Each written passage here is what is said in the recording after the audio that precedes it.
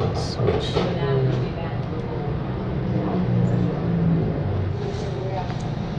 Assalamu alaikum, Brother Richard.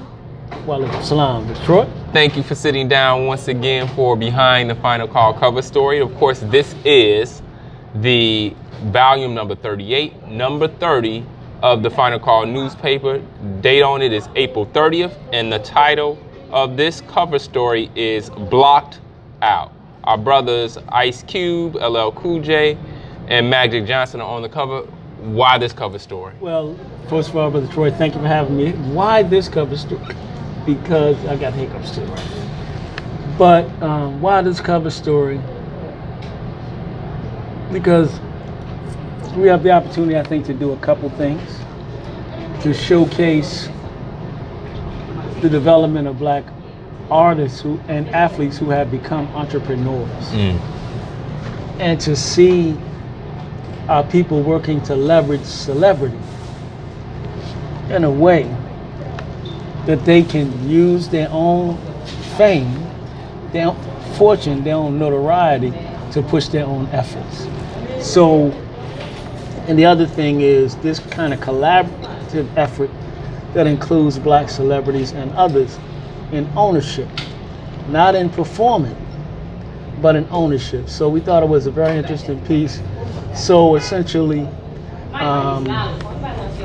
Ice Cube and his investors, which includes Magic Johnson, LL Cool J, and others, are looking to buy some regional sports networks.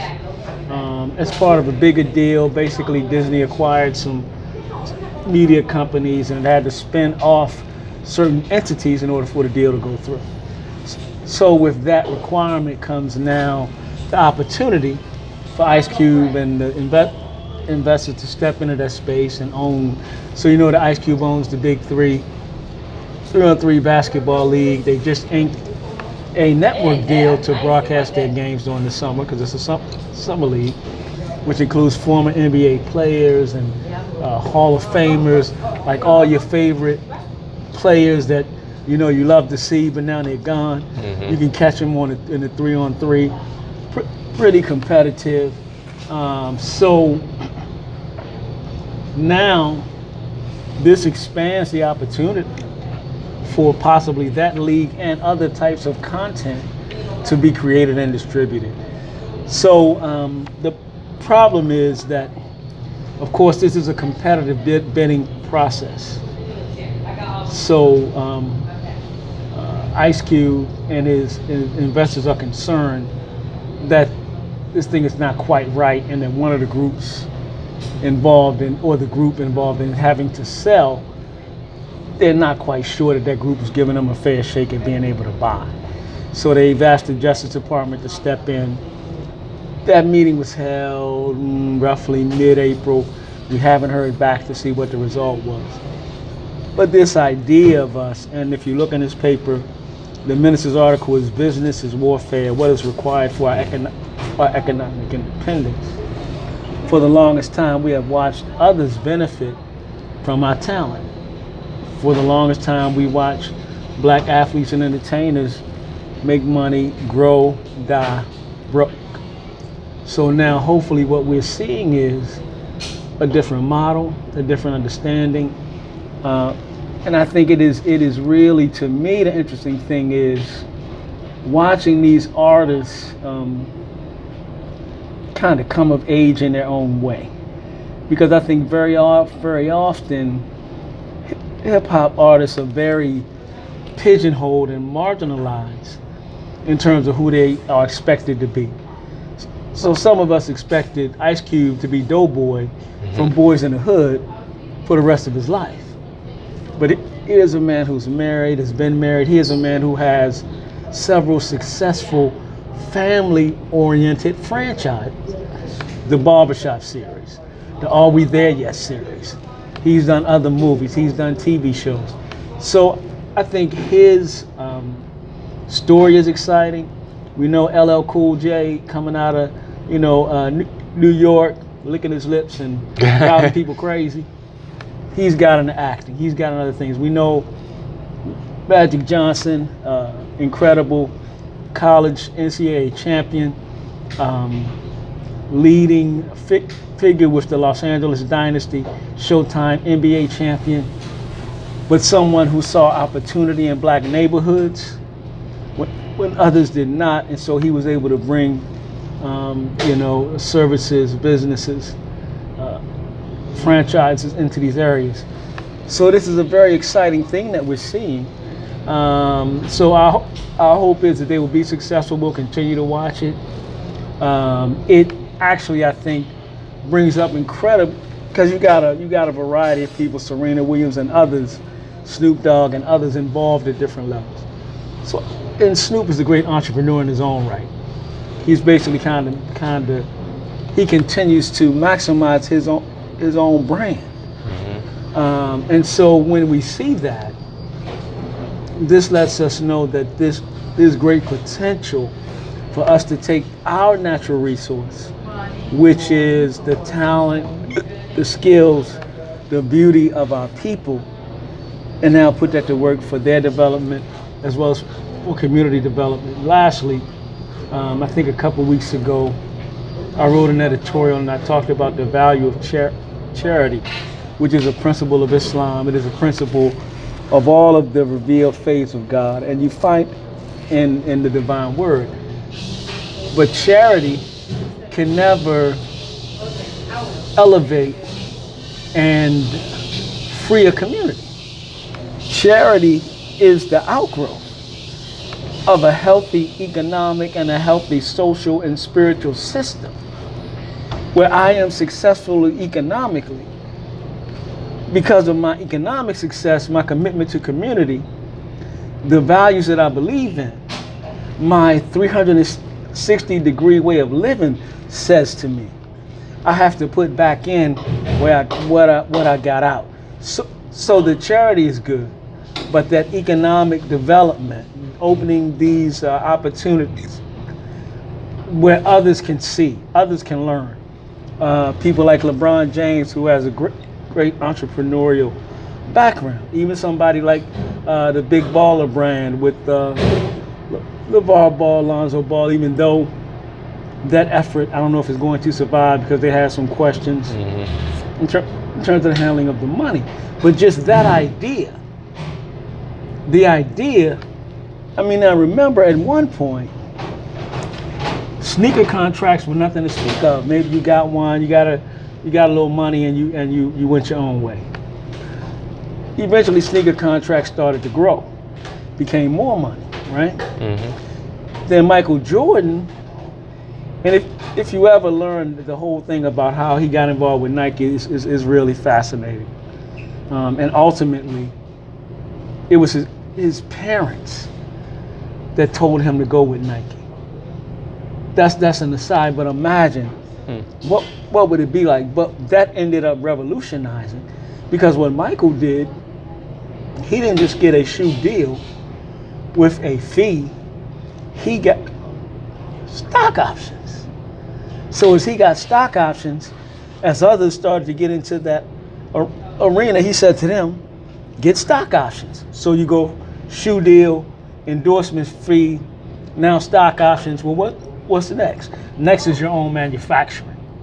And this was the road that LeVar Ball, Lonzo, of course, plays for the Los Angeles Lakers. So a very exciting idea, even though it may not come to fruition under him in that way. But this, again, shows the continued development of us, continued awareness, continued understanding, as the Honorable Elijah Muhammad said, that we have to do something for ourselves. So we see this story as being part of that universe, and we think it's a good, positive story. And I mean, again, you know, to me it shows the maturation of black men that have been in hip hop 20, 25, 30 years. They're not little boys anymore. They're not B-boys on the block. They're actually buying up blocks. And the more that we see that, I think the better it is for us. Yes, sir. Thank you very much. You know, one of the things, and it's interesting that anybody has, in terms of black people that have been involved in some type of way trying to take ownership of a media company. Yes. That there's always a lot of slack that comes with that. And that just demonstrates in part the importance of us having a voice. And I'm gonna take a opportunity to plug the Final Call newspaper, the importance and value of having a means of information dissemination, even if it's entertainment, with music, with movies, that having that ability to communicate on the airwaves in a very organized and systematic way is very powerful. And of course, we know the opportunities with the internet have opened that up a lot, but we can't underestimate the power of those media channels. No doubt. I mean, now you look at, remember a couple years ago, Beyonce dropped the album out of nowhere. Just out of nowhere, boom, came out on the internet. And Target, some of these other peoples didn't like it. So they kind of pulled back on her product. Did it hurt her? Did it stop her? No, because now, and I'm guessing she's an investor, but her husband is the co-owner or the lead owner or part owner of a major streaming service, Tidal. So this ability to control our own destiny, and now Beyonce has her own documentary on one of the streaming channels. Netflix. Yeah. I wasn't supposed to say that. Wait, the channel that shall not be mentioned. But so you're right. Our ability to tell our story, and some of it, as the minister said, business is warfare. Warfare. Business is warfare. So sometimes it is straight up old school racism. Other times it's straight up good old American capitalism, because business is warfare. And thirdly, sometimes it's a combination of both and then some. Yes, sir. Because we know that in this society, anything that brings us self-determination, anything that brings us the ability to say and show who we are, is a problem for those who want to control us. Yes, sir. You know, so it's a pretty interesting story written by brother Brian 18X Crawford and Barrington Solomon, who are contributing writers for the Final Call. You can get it at finalcall.com. You can go to finalcall.com, get your digital subscription. You can also reach out to us if you want those commemorative editions we've done recently, devoted to telling the story of the life, legacy, and loss of Nipsey Hussle. You can order those print editions from us. You don't have to go on Amazon somewhere and have somebody take advantage of it. Yes, sir. Thank you. Well, I wanted to take, with the same spirit of the media, and in particular in this instance, radio, Cyrus is Brother Mark Thompson. We cannot allow a group with no action to speak of silence, those upon putting in the work. Right. So, we cannot allow a group with no actions to speak of, silence those putting in work. So this is kind of a battle that has begun between those who call themselves #ADOS, African Descendants of Slaves, against Mark Thompson, who was a longtime reparations advocate and radio host on Sirius XM. I think his program is called Making It Plain. So he was in New Jersey. And apparently he had some words, nothing major. And yet now, I guess it was a pretty intense exchange. And then these people from ADOS started writing to try to get Mark put off the air. So at this point, he was not on the air. We don't know what's the disposition of his case. This is all part of this reparations discussion and reparations strategy, and who different people are, different players in this movement. We'll be following this, and you can look for, inshallah, next week for some major coverage on reparations. And if not next week, the following week. But we cover reparations regularly for about the last 3-4 weeks. We've had some kind of story, perspective, because this is one of the cutting edge topics of the day. But definitely read this story about what is happening. You made me jump over, and we'll come back to the other article. But of course, our student minister, Ava Muhammad, the national spokesperson for the Honorable Minister Louis Farrakhan, just a few weeks ago, had the opportunity to speak right here in Chicago. Title of this article on page 11 is "Message to the Black Man: Unity through Separation is the Only Solution." Can you give us something about that? You had an opportunity to be there, right? No, okay. I was working, because this was a Friday night. Okay. But you were there through proxy. Yeah, yeah. Sister Tariqa Shakir Muhammad covered it for us. This is again, as we continue to build, and as Sister Ava continues to take this message of separation, this dialogue about separation, explaining what it is and what it isn't, explaining why it's necessary, and sharing this with different groups. Now, it's interesting to me that we're talking about that, and we're talking about the reality. And Sister Abe saying that separation is the way. And it's interesting because on page 2 of the paper, we got a story about the Pew Research Center study that acknowledges race relations are generally bad and the country hasn't made enough progress. But wait, there's more. That blacks, significant amount, don't believe that we will ever really catch up. So if you don't believe the country will ever fully give you what you need, and if there's such pessimism and it's such a difference of opinion, what is there other than separation, which Sister Ava talks about as the only and the divine solution to the problem, the complete solution? So this is again, she's a great minister, great speaker, great representative, very clear message. She's been going around the country, so you need to follow her on Twitter and follow her on WVO Sunday afternoon show, and then follow her on her Elevated Places show online, and just Google Ava Muhammad, and you'll be able to, connect with her, because the work that she's doing is very, very critical.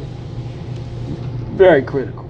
And just a inside scoop is that you should be looking for one of those town hall meetings coming to Chicago, Allah willing, very, very soon, within the next few months, Allah willing. So you want to make sure that you check out. And one of the things that Minister Ava has been talking about with these town hall meetings is that even though it's a town hall meeting on separation, is not a discussion on, is separation a good solution? Right. Is the question is, are you willing to be a part of what's going to happen? At the end of the day, it's a vote.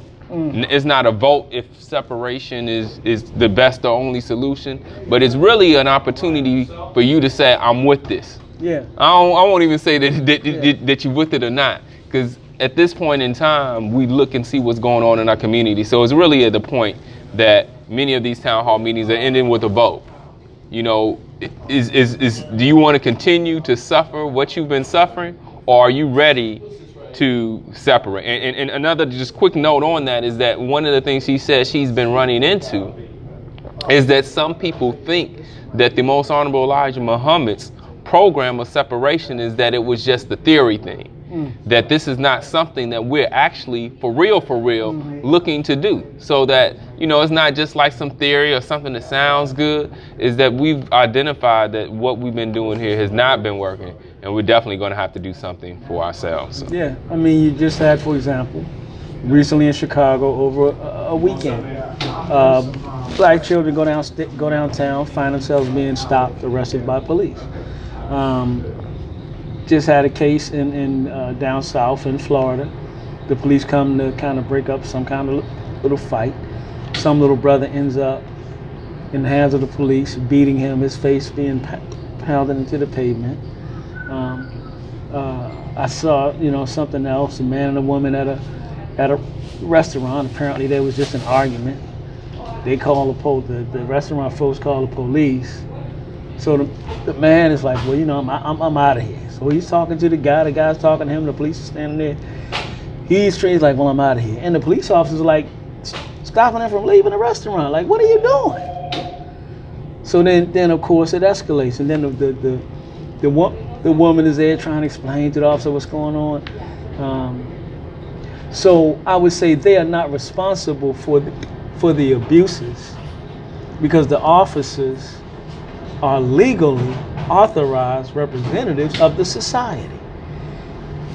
And with that power comes the requirement that they conduct themselves appropriately with the performance of their duty. However, at a certain point, we have to understand there's no talking to these people. There's no reasoning with these people. There's no getting along with these people in peace. And so we continue to see these events play out over and over, and they get more and more ridiculous, and more ugly, more and more brutal. So separation, and whether or not you're going to go with it or stay where you are, becomes a really critical question. Lastly, I'll say this. We're already segregated. We don't live with white people. Right.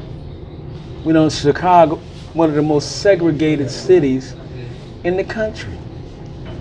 And so the question becomes, under which set of rules and what kind of racial division would you rather live? Right. Would you rather live under separation, which is two equals, like you marry a woman or you dating a woman and it don't work? Guess what you do? You separate. You go your way, she goes her way. Maybe she finds somebody that makes her happy. Maybe you find somebody to make you happy. But it is the two equals leaving. Segregation is a second class or inferior status under someone dominating you. We already separated. You look at the condition of Chicago neighborhoods, then you look at downtown development, and you can say that in Baltimore, you can say it in Philadelphia, you can say it in Cleveland, you can say it in Cincinnati, you can say it in Miami, you can say it in Houston, you can say it in Atlanta, you can say it in Dallas, you can say it in Detroit. Pick a place. So if that is the pervasive reality, then we have to decide, because it's been over 400 years of this. And it's interesting to me because I see certain people that the media is putting forward, in particular black men, who seem to be going around trying to have conversations. Mm-hmm. Let's talk about redemption, and we're going to get a white family that happened to lose a white family member to a black criminal. Can we be redeemed? Can we, one, that's a setup, because most violence is inside races. Mm-hmm. It's not between races, because you kill those who you are right. And since we're segregated, we're around one another. Or let's just go around in a van and just roll up on people and talk to them and see what they're talking about, see if we can get... Man, you can do that all day and all night. Because you don't hear a lot of stories of black people going into white neighborhoods or going into their churches. No. Killing them. No. So, I thought about it recently as I was watching, but this whole, if we just talk, we'll be all right. No. It's not a matter of talk. It's not a matter of sentiment. It is a matter of action, public policy, history, and the cumulative impact of slavery, suffering, death, and oppression. So even now with the reparations discussion, and now they're talking about, well, we want to kind of include everybody and let's get to the poor people. We've had that discussion before. So the reparations is not just for slavery and the psychic trauma and the economic denial and the economic exploitation, and this is for the actual murder of people. Not just under slavery, but under Jim Crow. Not just under Jim Crow, but under abusive police forces that act like an occupying army. So this is way bigger, along with institutions that are the descendants of businesses that started in slavery. Educational institutions that benefited from slavery or the largesse of slave owners. And it's not just Georgetown. We did a piece a couple weeks ago about Princeton Theological Seminary having a similar discussion. So again, how you want it. You know, McDonald's say have it your way, or they used to. You know, so you can have it your way and be in the inferior position, or you can decide we're going to build on our own. And the minister very wisely has said, make your own community safe and decent place to live. So it begins with that exit out of the mind, the ways, the mores, and the lack of values of America. And we begin to work and build the infrastructure right where we are. Since hardly don't nobody want to live with us unless they pushing us out, which is a whole nother situation. We'll get into that. You know, that's coming down. That's why you got to read the final call. Yes, sir. Yes, sir. Well, I had to take an opportunity because I've been looking at it over the past few weeks, this beautiful ad that's in the paper. And for those who don't have the book, Message to the Black Man, you must get it. So go to store.finalcall.com, get your edition or the hardback cover. For $11.50, you can get a hardback cover of Message to the Black Man, or you can get the softback for $5. You want to go ahead and do that. There's two other articles that I want to quickly kind of touch on, and then something that actually happened yesterday. Well, we'll hold on that. But Brother Askia Muhammad celebrates 40 years on radio. Want to just really recognize one of our elders, one of our pioneers, his history with the Final Call newspaper. Can you give us a little bit about Brother Askia Muhammad? Brother Askia, who has a book out, the autobiography of Charles 67X, so you can look that up and buy his book. It's a very fascinating compilation. Brother Askia is, or was a multimedia journalist way before that's what it was called. So he does photography, he does writing, he does radio, he even does a little poetry. First Muslim editor of the great Muhammad Speaks newspaper. One of the first editors of the Final Call newspaper. Also an award-winning radio journalist, and he has hosted, so in addition to what he's done in print, he has hosted a show on WPFW in Washington, D.C. for 40 years. I believe it's called Yardbird Suites. 40 years. And so he was recently acknowledged for his work. We thank Allah for him and his continued effort. And we hope that we can be as prolific and as productive as he is. And we're always very proud to showcase the brilliance, the commitment, and the contribution. This is a major figure in black journalism. We're honored to know him. We're honored to have him work with us as a senior editor for the Final Call. And that's a great piece, so everybody needs to check it out. Thank you. On a sober note, and I'm not sure how much details you have on our brother Rahman Muhammad, one of the pioneers of the Nation of Islam. Unfortunately, Allah is the best knower. He returned to Allah yesterday. I don't know if you have any other details or information about. No, only that our brother passed this life, so we thank Allah for his contribution. We pray that Allah will comfort his family and the family of believers and all of those who knew him, benefited from him. Great follower under the Honorable Elijah Muhammad used to be called. It was called the Rock of the South. Rock of the South. The man who actually introduced Muhammad Ali to Islam. Man who came back to help the minister with the rebuilding. And he has a book. So you can find his book and read some of his story. And so to me, despite the pain of loss, honestly, to me, the bigger thing is that here was a man who committed himself to a cause, and he was a true Muslim because he stayed the course. He stayed the course. He passed this life in faith, and I think that's such a beautiful testament.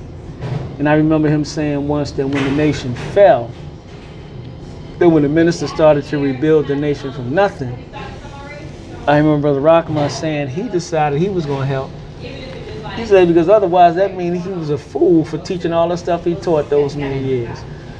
Great sense of humor, great storyteller, very distinctive voice. Teach hard, you know what I mean? Brother Minister, teach hard.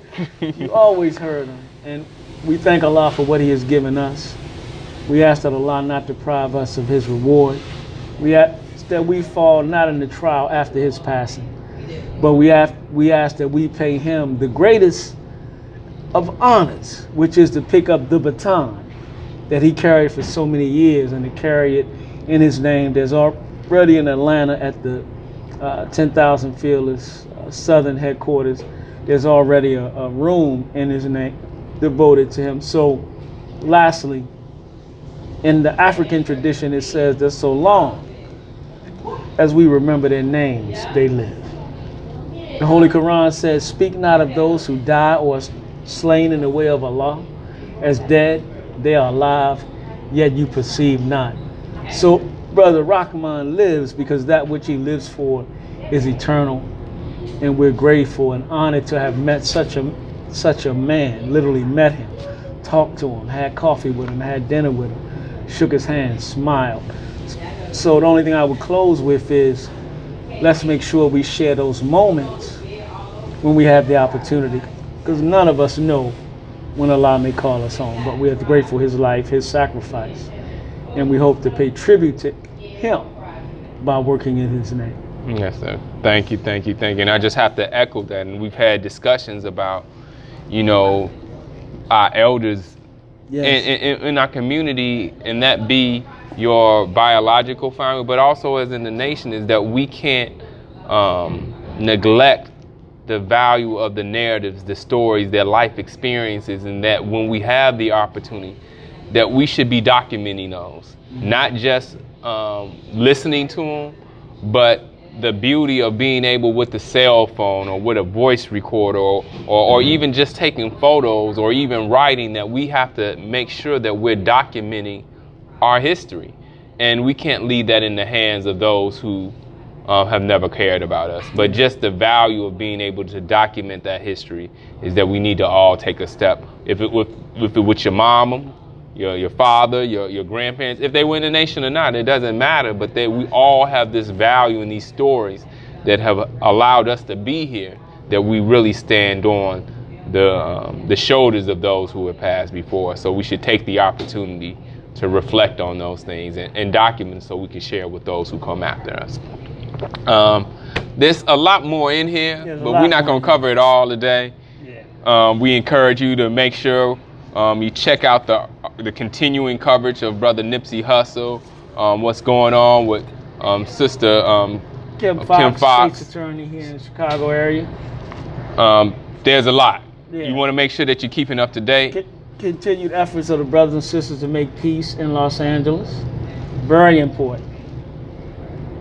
So go to finalcall.com and get your subscription, or hook up with one of the brothers every week and get your copy so that you can stay informed and you can support the development and the continued growth of an institution that is devoted to your well-being. This is our 40th anniversary of our founding this year.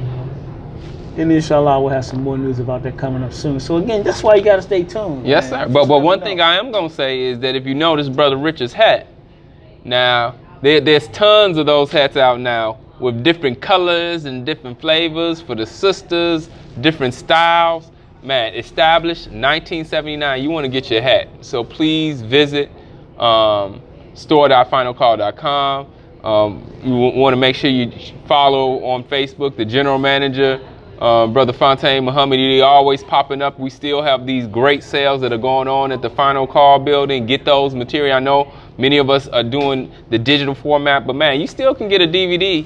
And I don't know if I'm supposed to say this, but if you want it digitized, you can take it, you can buy it, and then digitize it for yourself and have it in your library, and you have both right there for yourself. The other thing, and I think this is very important, technology can be an advancement and technology can be a trap. It can be both. So imagine all the lectures in the world that you want to see being available online for free. And then one day somebody says, nah, they're not available anymore. Yes, sir. Just like that. Just like that. No, it's just not available anymore. And you have now depended on others to do what you should, could, and must do for yourself. So, you know, I would say hold on to that little DVD player, man. Get that DVD, download the MP3s, whatever you can do to build your personal library, your personal storehouse of knowledge, because there's not a guarantee. There's not a guarantee that everything that is out there that people are used to accessing through different sites will be there. That's right. And they're Absolutely. making moves, very drastic moves, to take the minister, to block him, to take him off, to stop him from speaking to people. So we need to be wise and take some precautions. Yes, And sir. it's such a small price for great wisdom. You help the Final Call. But the main thing, very small price, and you can get it. Go to store.finalcall.com.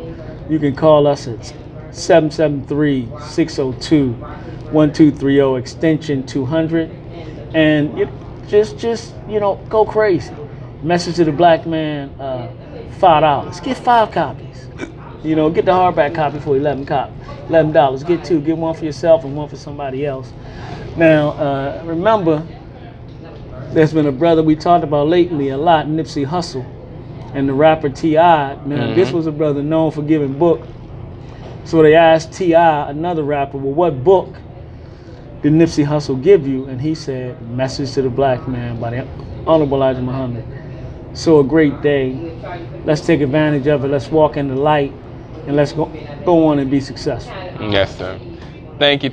We could go on. Actually, time has been flying, but there's just so much. And of course, we haven't had an opportunity to sit down like this in a while, so it's definitely good seeing you. And it's good to be seen. Nothing else needs to be said. And we just have to encourage our brother Richard to make sure that he's taking care of himself, just like all of us need to take care of ourselves. Yeah, keep it general. But yeah. So. No, but I thank everybody for their prayers and their well wishes. Back home, doing well. Going to get a little rest today, and going to take it easy. But you can start a GoFundMe and send me to Cuba if you really want me to take it easy. Praise you to Allah. Well, thank you once again, Brother Richard, for sitting down. People can be on the lookout for more and more and more. Follow us, of course, at finalcall.com. Final Call on all social media platforms. Just keep in the loop on what's going on. You want to make sure that you do this. And I got to spend a special shout out for a study group this week on Friday. It's going to be a special little program that's going on. You want to make sure that you check that out. You can go to study.noi.org, but just follow us on social media. You want to keep up to date with what's going on. Until next time, behind the Final Call cover story, Assalamu alaikum.